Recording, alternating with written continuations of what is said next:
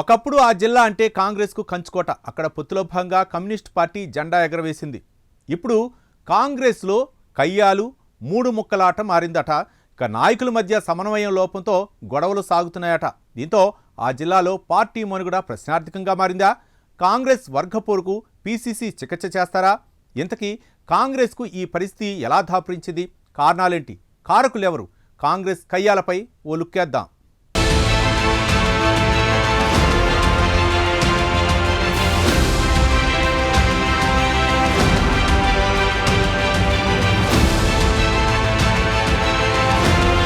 కాంగ్రెస్ అంటేనే కయ్యాలు, కుమ్ములాటలు, వర్గ పోరుకు కేర్ ఆఫ్ అడ్రస్ అనేలా ఆ పార్టీ పాలిటిక్స్ చూస్తూ ఉంటాం. గల్లీ నుంచి ఢిల్లీ దాకా కాంగ్రెస్ పార్టీలో స్వేచ్ఛ ఎక్కువ. అందుకే నేతల మధ్య మంటలు రాజేసే మాటల యుద్ధాలు, ఫిర్యాదులు కాస్త ఎక్కువే. త్వరలో మున్సిపల్ కార్పొరేషన్ ఎన్నికలు జరగనున్నాయి. ఈ నేపథ్యంలో కాంగ్రెస్ పార్టీలో వర్గ విభేదాలు ప్రకంపనలు సృష్టిస్తున్నాయట. తొలిసారిగా జరగనున్న కొత్తగూడెం మున్సిపల్ కార్పొరేషన్ ఎన్నికల్లో కాంగ్రెస్ పార్టీలో వర్గ పోరును కాకరేపుతున్నాయని టాక్ వినిపిస్తోంది. ఇదిలా ఉంటే భద్రాద్రి కొత్తగూడెం జిల్లా కేంద్రంలో నిన్న మొన్నటి వరకు మున్సిపాలిటీగా ఉంది. కొత్తగూడెం పక్కనే ఉన్న పాల్వంచ మున్సిపాలిటీ రెండింటిని కలిపి కార్పొరేషన్గా ఏర్పాటు చేసింది ప్రభుత్వం. అయితే గతంలో స్థానిక ఎమ్మెల్యే కూనంనేని సాంబశివరావు కొత్తగూడెంను కార్పొరేషన్గా ఏర్పాటు చేయాలని కోరుతూ సీఎం రేవంత్ రెడ్డికి వినతి పత్రం అందజేశారు. దీంతో జిల్లాకు చెందిన డిప్యూటీ సీఎం బట్టి విక్రమార్క, మంత్రులు తుమ్మల నాగేశ్వరరావు, పొంగులేటి శ్రీనివాసరెడ్డి చొరవతో కొత్తగూడెం కార్పొరేషన్ అవతరించింది. అయితే కొత్తగూడెం కార్పొరేషన్ను 60 డివిజన్లుగా విభజించి 1,35,000 మంది ఓటర్లు ఉన్నారు. కొత్తగూడెం కార్పొరేషన్ ఏర్పాటు తర్వాత తొలిసారిగా జరగనున్న కార్పొరేషన్ ఎన్నికల్లో సత్తా చాటేందుకు Congress, CPI, CPM, Telugu Desam, BJP పార్టీలు కసరత్తు చేస్తున్నాయి. ఇక కొత్తగూడెం కాంగ్రెస్ పార్టీలో 3 గ్రూపులు, 6 పంచాయతీలు అన్నట్టుగా తయారైంది అక్కడి పార్టీ పరిస్థితి.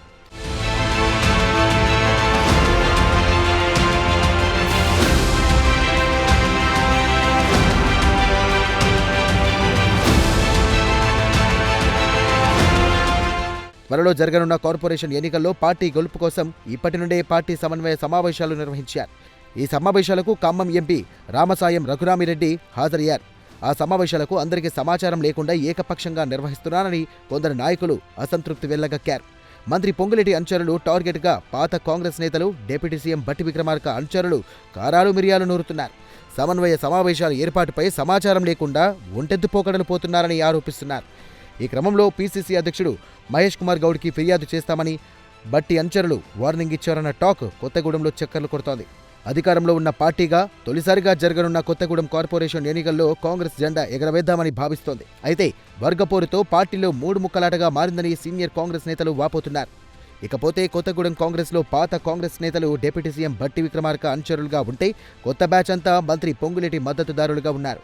మరోవైపు తెలుగుదేశం పార్టీ నుండి కాంగ్రెస్లో చేరిన వారు మంత్రి తుమ్మల ఫాలోవర్స్గా ఉన్నారు. పార్టీ అధికారంలో ఉండేసరికి 3 మంత్రుల అనుచరుల మధ్య ఆధిపత్య పోరుతో కొత్తగూడెం కాంగ్రెస్ రాజకీయం కాకరేపుతోంది.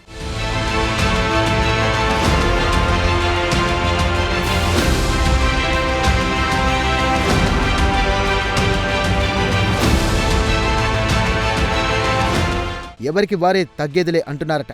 వర్గపోరుతో కార్పొరేషన్ ఎన్నికల్లో టికెట్ల లొల్లి ఇంకా ముదిరే అవకాశముందని పార్టీ చర్చించుకుంటున్నారు.